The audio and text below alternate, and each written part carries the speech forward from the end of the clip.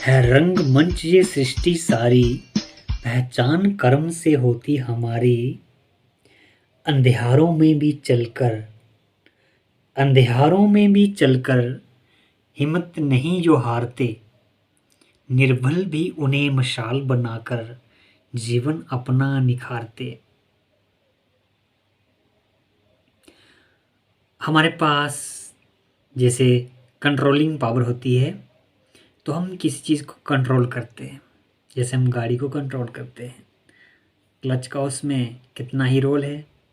इस तरह से हमारे ब्रेन के अंदर जो ज्ञान की समझ है और जो पावर है माइंड की, सोचने की, दोनों के कॉम्बिनेशन से हम जिन चीज़ों को करते हैं जीवन में, वो चीज़ें सदा के लिए हमारे के लिए लाभदायक होती हैं। और यहाँ बात आई कंट्रोल की, तो माइंड को कंट्रोल कौन करता है? माइंड को कंट्रोल करना है, क्या शरीर माइंड को कंट्रोल करेगा? नहीं। तो कौन करेगा? कितने समझ, तो समझ कहाँ है? Intellect intellect is the understanding point. पर सोचने और फिर समझने की शक्ति जो है, दोनों कैसे होंगी? जब माइंड के अंदर हलचल बहुत है और इंटेलेक्ट के अंदर ज्ञान की कमी है, तो माइंड फ्रस्ट्रेट और बहुत ही हलचल में आ जाएगा। मन को अचल और अडोल रखने के लिए हमें इंटेलेक्ट के अंदर यानी माइंड को अगर अचल और अडोल रखना है, स्थिर रखना है, तो हमारा इंटेलेक्ट बहुत ही पावरफुल चाहिए, ज्ञान से भरा हुआ चाहिए। उसको ज्ञान की क्लियरिटी और लाइफ को अंडरस्टैंड करने की पूरी उसके अंदर एनर्जी होनी चाहिए। तो ज्ञान पावर है, तो उस पावर से हम माइंड को कंट्रोल करते हैं। और अगर समझने की, याद रखने की शक्ति कम है, तो माइंड की जो चंचलता है उसको इंटेलेक्ट कंट्रोल नहीं कर पाएगा।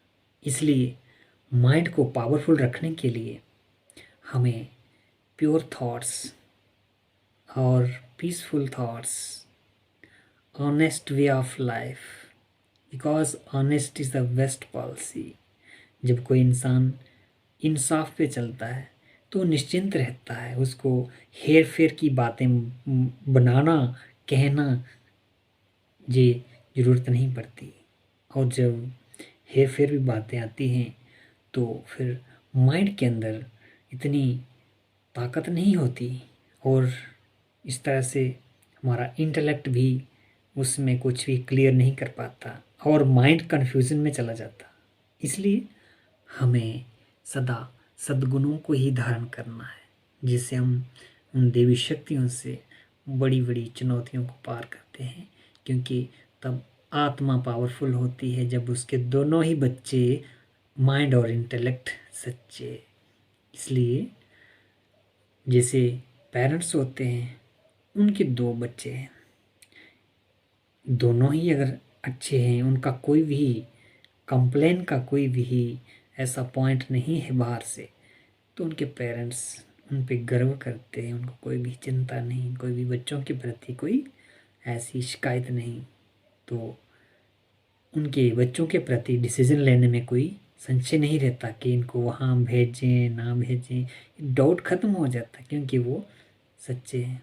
पर जब उनके ही चाल चलन ठीक नहीं है, तो पेरेंट्स हर बार पे संशय उठाएंगे।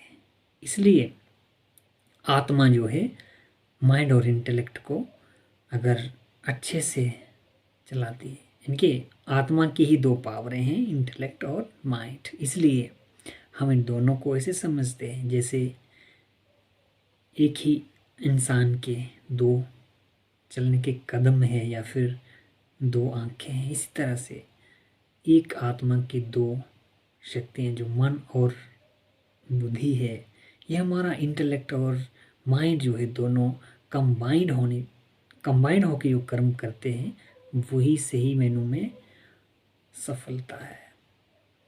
Do one thing at a time and put in it your whole the brain and mind, it will make the soul to shine.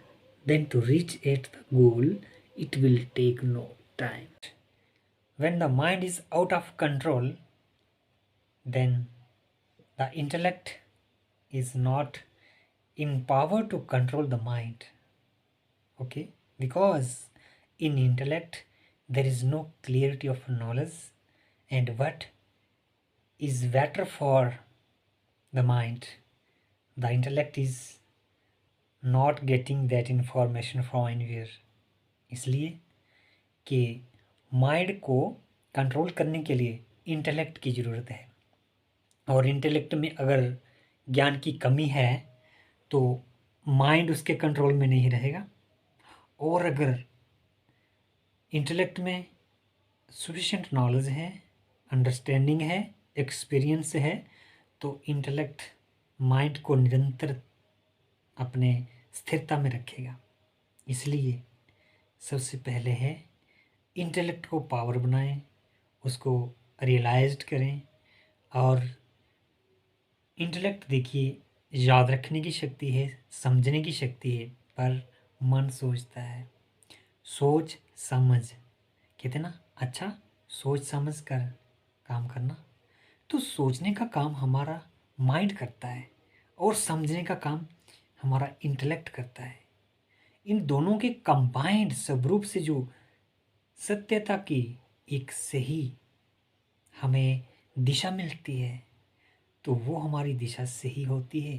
पर जब इन दोनों का सही से अपना कंबाइंड रोल नहीं है तो हम सही दिशा में नहीं जा सकते। इसलिए अपने इंटेलेक्ट और माइंड को इतना पावरफुल रखें कि जैसे ये दोनों ही एक इंसान के पाँव हैं, या दोनों ही एक इंसान के हाथ हैं, या दोनों ही एक इंसान की आंखें हैं, या दोनों ही एक इंसान के कान हैं।